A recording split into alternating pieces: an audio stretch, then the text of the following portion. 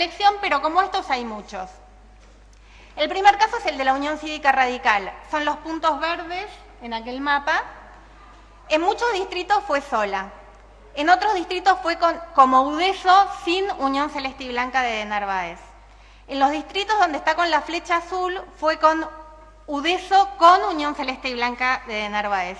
Y en La Pampa sin la Udeso en alianza con el Partido Socialista. Ahora, la Unión Celeste y Blanca de Narváez, en 2 distritos, conformó un frente que apoyaba la candidatura presidencial de Fernández de Kirchner y Vudú. Ese nivel de incongruencia están teniendo los partidos. Unión Celeste y Blanca es un partido nacional, la UCR también. La UCR hizo alianzas por derecha y por izquierda, si se me permite. Es confuso, es desconcertante para el elector. En general el elector se ocupa de la oferta electoral de su distrito y no repara mucho en esto, pero digamos es confuso. Y el otro caso también muy llamativo es el del PRO. El PRO lo que hizo fue, en Capital no apoyó ninguna candidatura presidencial. En Córdoba, Entre Ríos, Corrientes y Misiones apoyó la candidatura, también en Santiago del Estero y en Catamarca, la candidatura de Duhalde. Y en Cuyo, la candidatura de Rodríguez Sá. O sea, un mismo partido, 2 candidatos diferentes y en Capital ninguno. Esto creo que como mínimo merece alguna reflexión de parte de los legisladores la próxima vez que se trate la cuestión de la reforma política. Hay otras cuestiones pendientes que nosotros hace tiempo que venimos pensando en ellas, no nos animamos mucho a mencionarlas porque son bastante polémicas. Una es una particularidad de nuestro régimen electoral nacional, que es que los partidos de distrito, es decir, partidos reconocidos en una sola provincia, en el nivel nacional, pero en una sola provincia, puedan presentar candidaturas a la Cámara Alta del Congreso de la Nación. Son partidos que tienen una raigambre territorial provincial, probablemente una agenda provincial, y terminan participando de la Cámara Alta cuando la representación de las provincias está en la Cámara, baja cuando la representación de las provincias está en la Cámara Alta. De estos partidos de distrito que no pertenecen a un partido nacional, tenemos el 40% en la actualidad. Son 209 partidos de distrito que no pertenecen a ninguna fuerza nacional. Cuando miramos la legislación comparada, esto en los otros grandes países federales de la región no existe. En México, en Brasil, participan de las elecciones al Congreso Nacional los partidos nacionales. Y para ser partido nacional hay que tener una presencia territorial importante. Entonces, nosotros creemos que nosotros no tenemos evidencia suficiente como para decir que esto es causa de la fragmentación del sistema de partidos que hoy estamos experimentando. Pero sí creemos que es una cuestión que vale la pena discutir. Sobre todo porque incentiva este fenómeno del que hablábamos antes de la territorialización de del sistema de partidos. Y por último les quería dejar 5 propuestas que nosotros creemos habría que discutir si es que se va a hacer una evaluación seria de lo que pasó con la última reforma política. En primer lugar, creemos que es imperioso eliminar las listas colectoras. Y creemos que la forma ideal de hacerlo es adoptar la boleta única, porque genera mayores garantías para el proceso electoral y también porque, es el tema que nos ocupa, permite presentar la oferta electoral de una forma más ordenada y transparente al elector. En esto de la promoción de la boleta única creemos que el CEMUPRO es un socio asegurado, ¿no? Bueno. Después también pensamos que vale la pena discutir una regla que busque la eliminación de las alianzas cruzadas. obligando a las agrupaciones a mantener la misma alianza en todas y cada una de las categorías a cargos nacionales para las que se presente. Esto en Brasil se hizo, se ensayó, lo llamaron la verticalización de las alianzas. Cada vez que lo decimos en alguna reunión con apoderados de partidos nos dicen que no, que eso es imposible, pero noten que en la provincia de Buenos Aires, cuando se introdujo la reforma nacional, se hizo una reforma paralela para que en la provincia de Buenos Aires hubiera también primarias abiertas, simultáneas y obligatorias. Y en esa ley de primarias abiertas, simultáneas y obligatorias para la provincia de Buenos Aires se introdujo esta regla. Y eso organizó muchísimo la oferta electoral. No hubo más alianzas cruzadas. La verdad es que la oferta estuvo muy depurada y gracias a esa regla, creemos, fue la enorme reducción en la cantidad de listas colectoras que yo les mostraba antes, porque la mayor concentración de listas colectoras siempre estuvo en la provincia de Buenos Aires. Así que es un caso interesante para mirar y creemos una discusión interesante para dar. Esta cuarta, que creemos que es la más polémica, someter a discusión la facultad del partido de distrito para presentar candidaturas a diputados nacionales. Pero bueno, creemos que valdría la pena hacerlo, aunque entendemos que a muchas fuerzas les va a resultar escandaloso el tema. Y por último, algo que reconocemos es más naif, tratar de generar acuerdos entre las jurisdicciones, entre las provincias, para que en el nivel provincial también comencemos a avanzar en esto de abandonar las colectoras, abandonar las listas espejo y quizás también las candidaturas múltiples. Bueno, hasta aquí nuestras propuestas, les agradezco y dejo para, no sé si para preguntas o al comentario.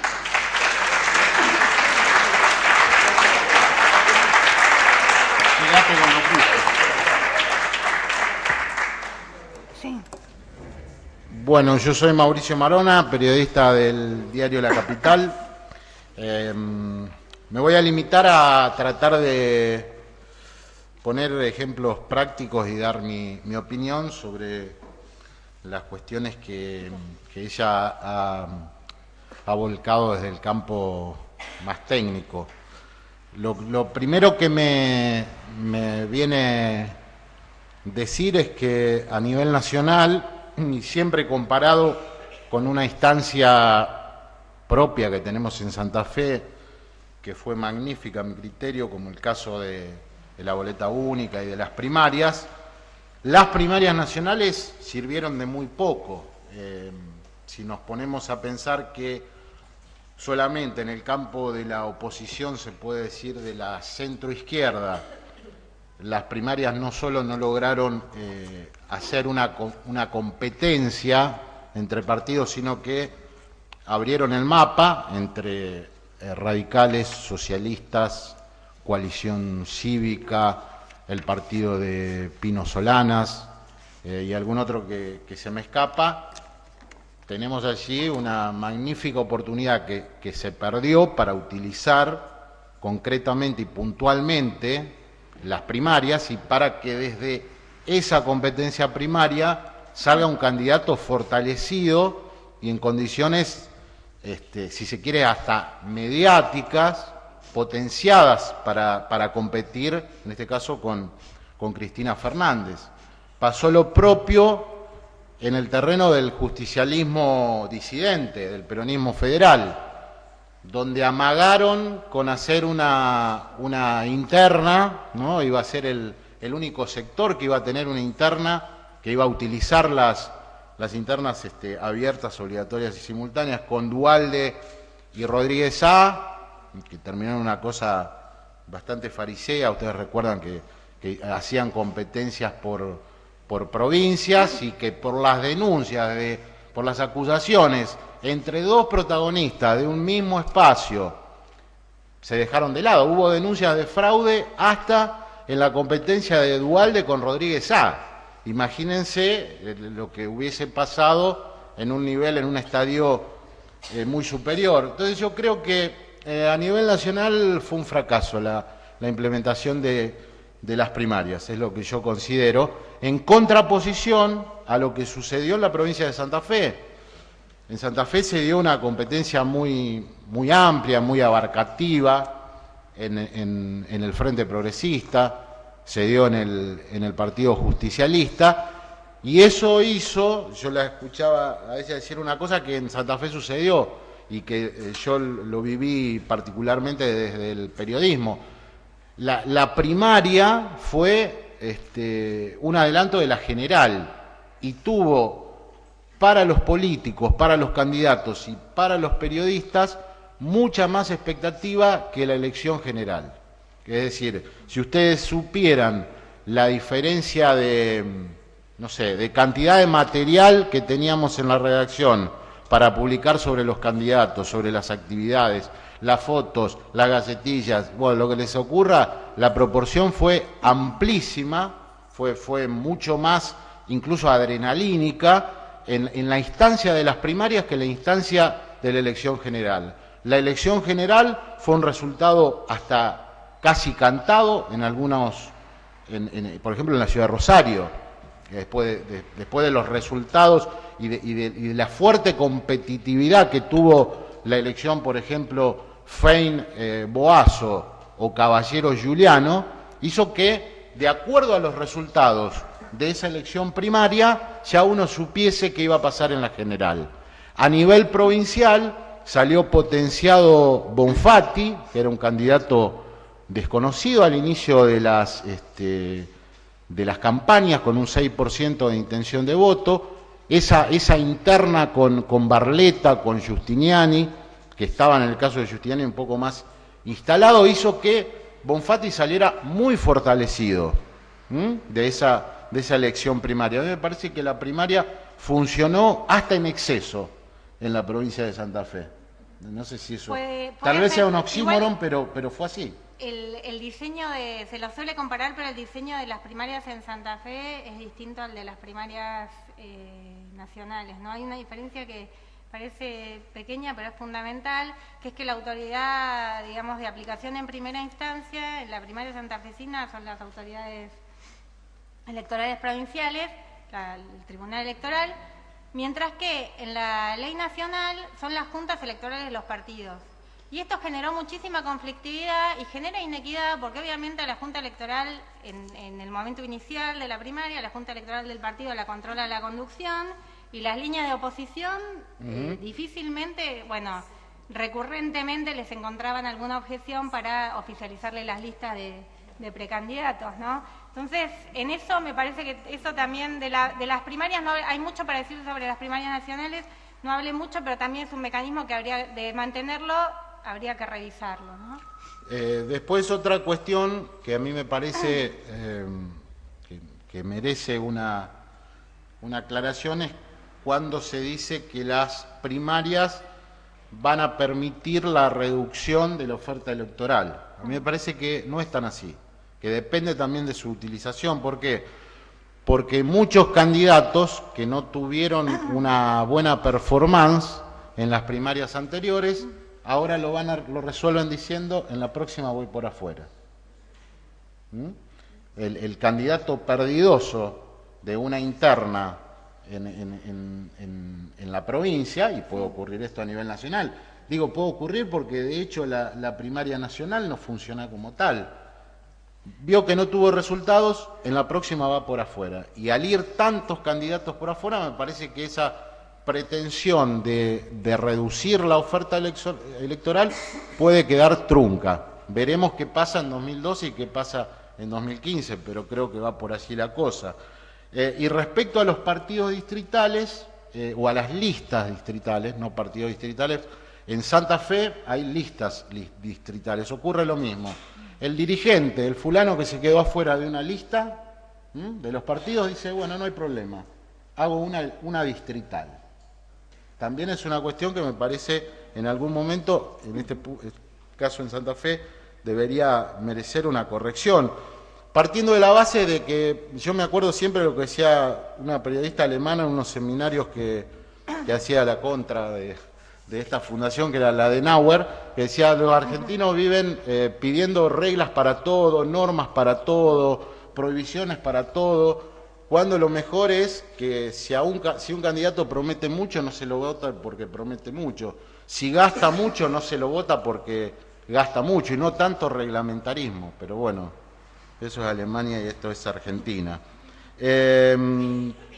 Respecto al tema de la fragmentación y a lo que vos decías de alianzas cruzadas y demás, es muy claro el ejemplo de lo que sucedió con de Narváez, ¿no? Con la alianza Alfonsín de Narváez en la provincia de Buenos Aires, al mismo tiempo que en Santa Fe existe el Frente Progresista, pero también sucedió eso, fíjate vos, entre una coalición de gobierno, como es la del Frente Progresista de Santa Fe, socialismo, radicalismo, y a nivel nacional la bifurcación de ofertas.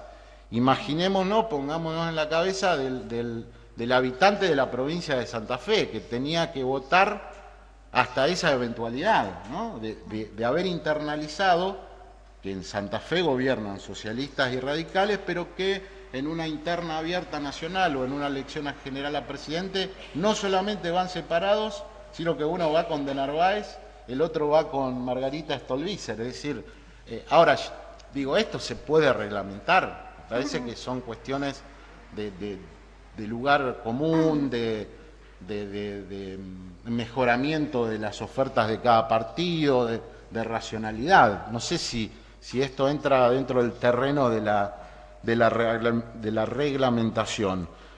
Y respecto a lo que se dice y lo que se habla de reforma política, para mí no hay reforma política integral que pueda mensurarse como tal si no hay limitación en el tiempo de los periodos de los mandatos. Y me refiero puntualmente a la cuestión de las legislaturas, de las cámaras nacionales y de los consejos municipales. ¿De qué reforma política podemos hablar cuando alguien puede eternizarse en esos lugares? Y alguien me dirá, bueno, pero llegó por el voto popular. Algunos llegan por el voto popular, otros llegan escondidos en listas sábanas. En consecuencia, me parece que alguna vez esta cuestión debería contemplarse. Y el otro punto que me parecía interesante señalar, de lo que ella mencionaba, es la cuestión de los partidos de distrito, ¿no? Los partidos de distrito que a lo mejor estando en una sola provincia pueden llegar a las cámaras nacionales. Una de las cosas que se menciona hoy en los pasillos del gobierno nacional es la intención de cara a una futura reforma constitucional con reelección, de que el oficialismo aumente el número de legisladores proclives a votar una reforma, haciendo que en algunas provincias entren 3 senadores afines. Y esto se lograría con el aporte de algunos partidos de distrito o provinciales, como se los llama. ¿Me explico? 2 por el kirchnerismo, por el PJ, y un partido afín, partido provincial, un partido de distrito, que muestra su beneplácito con una reforma constitucional. Fíjense hasta qué punto son funcionales estos partidos de distrito. Yo no me imagino en esta instancia al gobierno nacional prohijando una reforma que vaya por este lado. Y el tema de las colectoras es lo mismo. Me parece que las colectoras son una manera que ha encontrado también el peronismo para garantizar su éxito en el distrito más importante del país, en el más relevante y en el que garantiza los triunfos nacionales, como es la provincia de Buenos Aires. Todos recordamos lo que se habló y se dijo, si existían las colectoras para que Sabatella pueda apoyar a la presidenta de la Nación al mismo tiempo que tenía su candidatura a gobernador. Por lo pronto me parece que es una gran medida la de las elecciones primarias.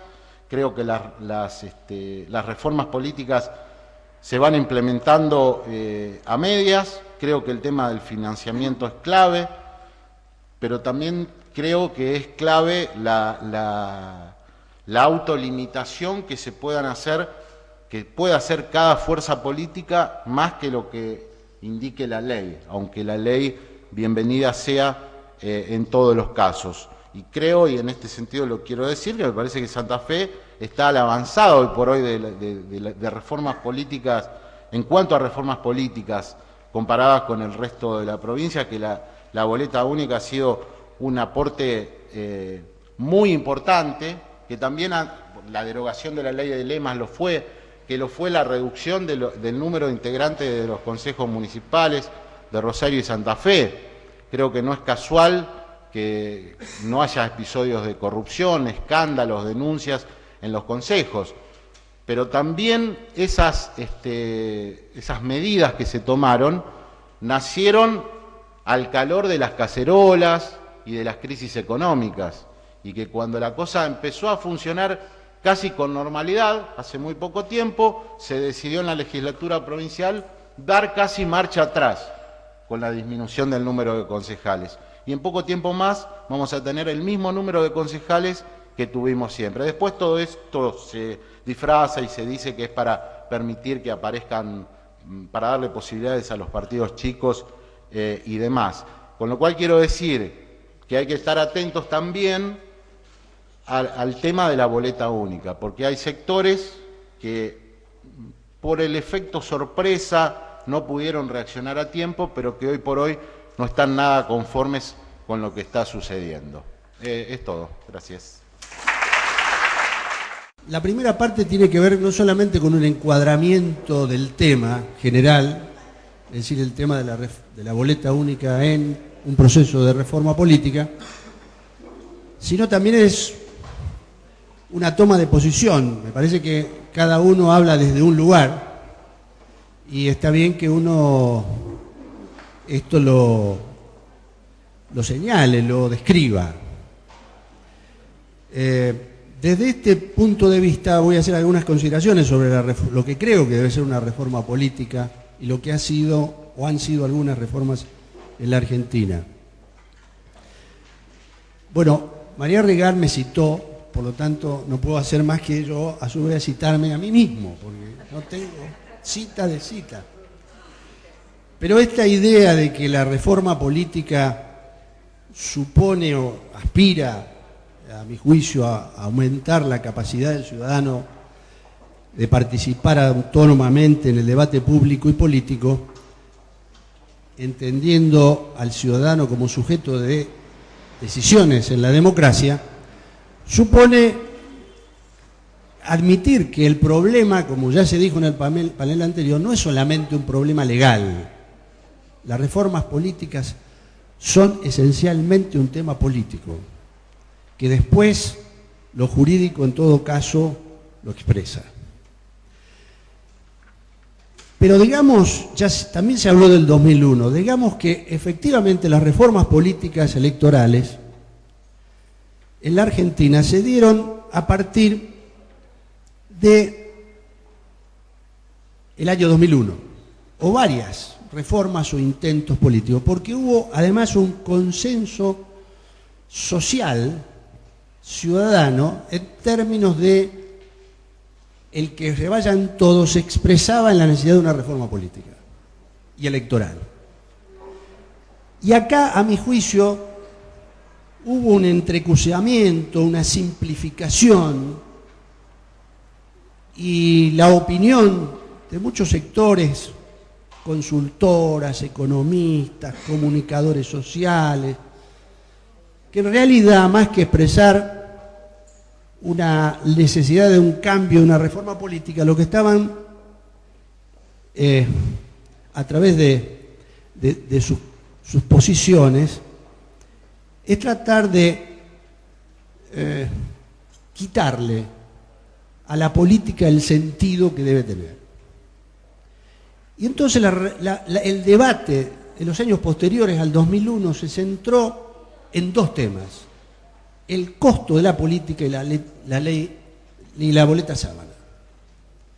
Parecía que solucionando algunos gastos en la política, algunos costos, haciendo ajuste en la política y sacando o eliminando las llamadas o mal llamadas boletas sábanas, se solucionaba el problema de la reforma política. y se vio que esto no era así. Lo grave era que algunos sectores minoritarios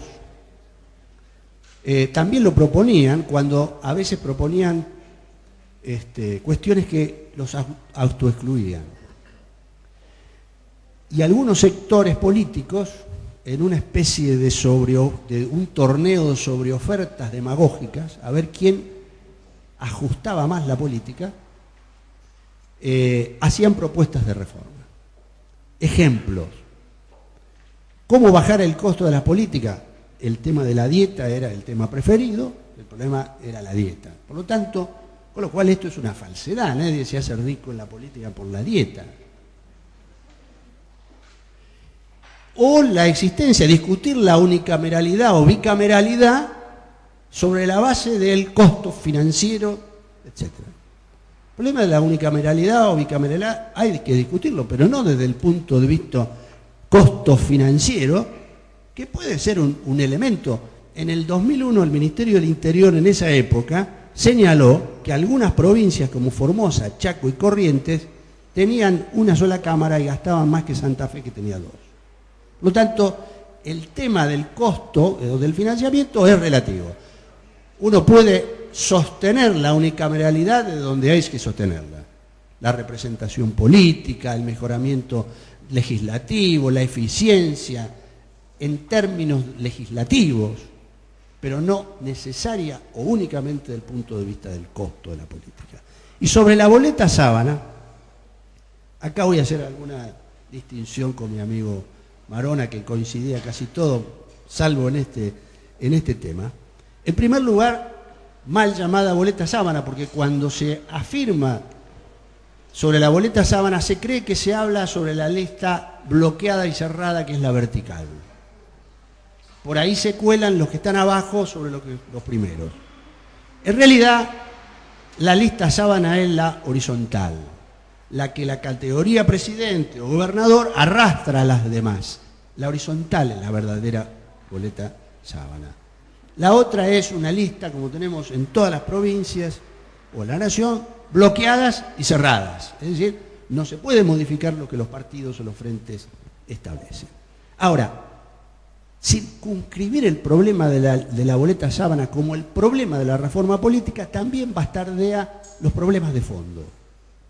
Digo, ¿en qué momento hay boleta sábana? Digo, boleta bloqueada y cerrada. Cuando hay 9 o 10 candidatos. Técnicamente es así. Más de eso hay lista bloqueada o lista sábana, y si no, no lo hay.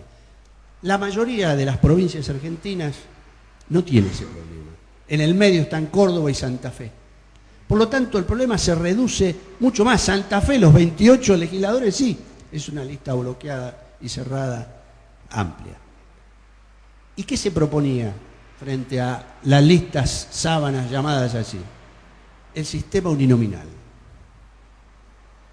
El sistema uninominal, que fue el que Roca impuso allá por el 1900 y que demuestra un grado de impredecibilidad absolutamente grande, que elimina en muchos casos las minorías. Y si no, vamos a dar sobre el final de la charla el caso del Senado de Santa Fe y lo que pasó con el gobierno de Wiener, entre otras cosas.